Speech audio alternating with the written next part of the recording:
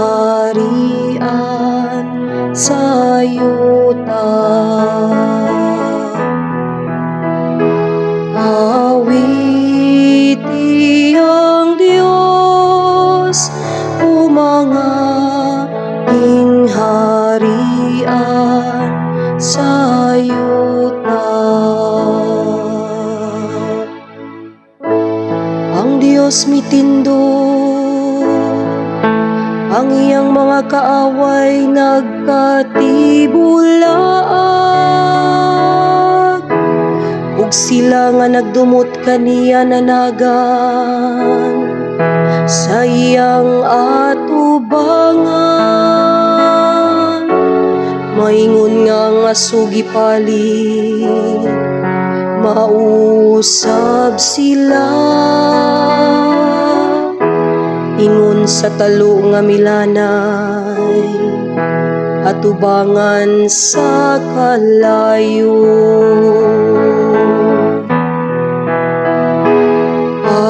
Awiti ang Diyos, o mga harian sa yuta.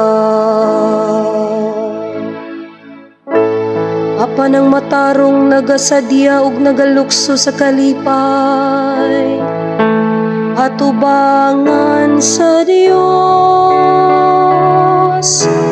Nalipay sila ug nagsadya, awiti ang Dios. Awitig pagdaig ang iyang ngalan, ang iyang ngalan mao ang Ginoo. Lukso kamo sa kalipay, sa iyang atubangan.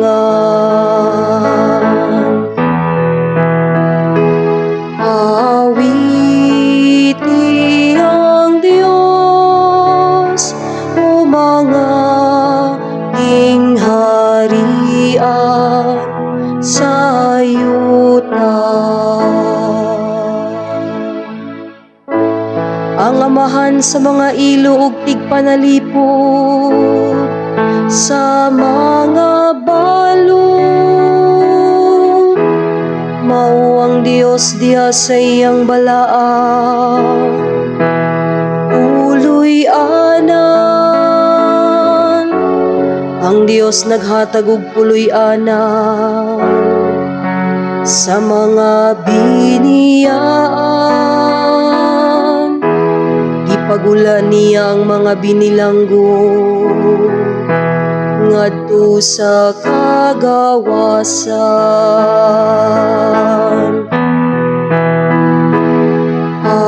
Awiti ang Diyos, o mga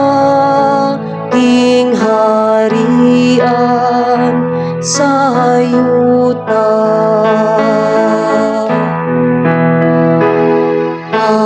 Awiti ang Diyos, o mga harian sa yuta.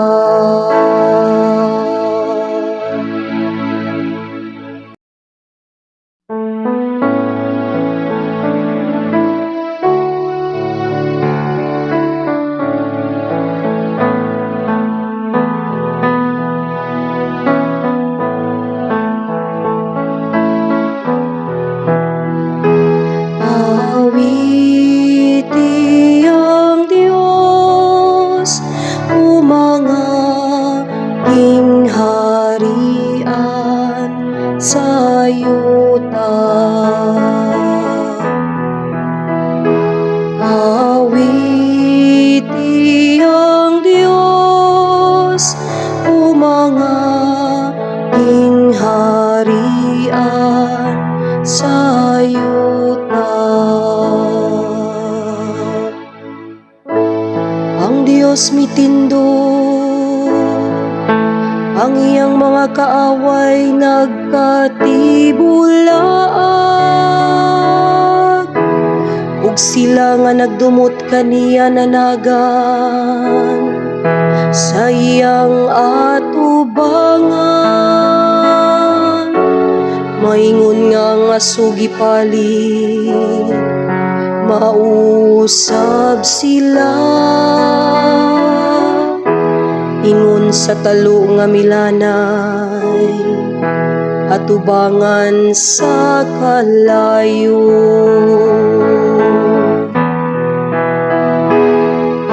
Awiti ang Diyos, o mga ingharian sa yuta.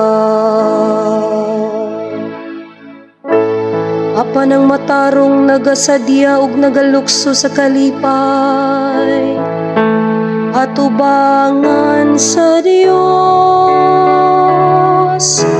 Nalipay sila ug nagsadya, awiti ang Dios.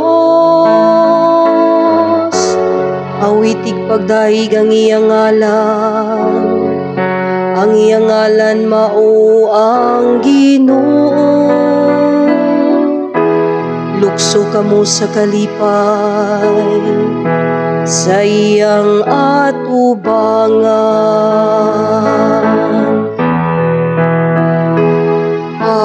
Awiti ang Diyos, o mga ingharian sa yuta.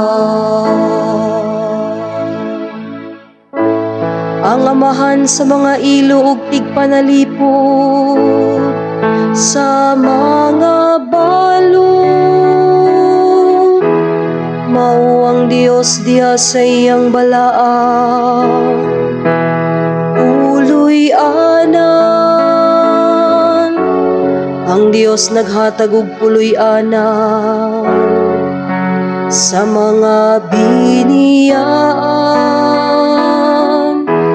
Gipagulan niya ang mga binilanggo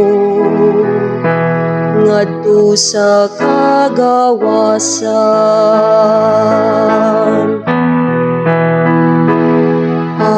Awiti ang Diyos, o mga ingharian sa yuta.